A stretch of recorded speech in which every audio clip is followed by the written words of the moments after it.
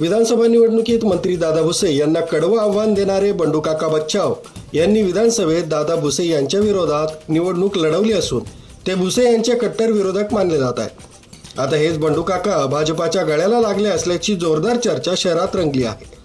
आगामी स्थानिक स्वराज्य संस्थांच्या निवडणुकांपूर्वी मालेगावात मोठ्या राजकीय हालचाली सुरू झाल्या।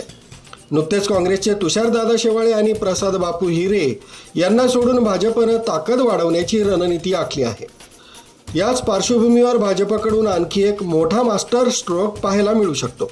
मालेगाव तालुक्यातील प्रभावी नेते आणि 12 बलुतेदार मित्रमंडळाचे संस्थापक बंडूकाका बच्छाव यांच्या भाजप प्रवेशाच्या चर्चेला जोरदार वेग आलाय।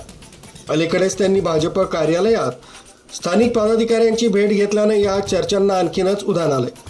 सूत्रांच्या म्हणण्यानुसार लवकरच बंडूकाका अधिकृतपणे भाजपात दाखल होऊ शकतात।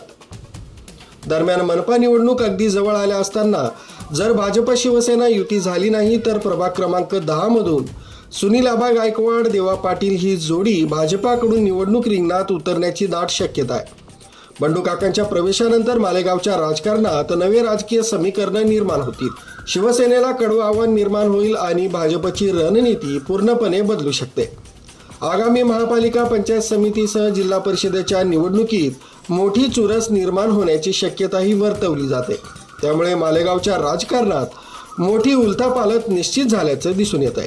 सगळ्या जबाबदार पदाधिकाऱ्यांच्या भेटीला मी आज आलो आणि सुदैवाने खुद्द सरकार आलो की आपले जे अध्यक्ष आहेत प्रदेश अध्यक्ष प्रदेशाच्या बॉडीवर सन्माननीय दादा साहेबांचा आज वाढदिवस आहे। आज जास्त न बोलता म्हणून आपली सगळ्यांची सदिच्छा भेट घेण्याचा विषय होता। तुम्ही सगळेजण या ठिकाणी आले, सगळ्या कोपरे साहेबांना सगळ्यांना। News bureau Kasmade update Malegaon.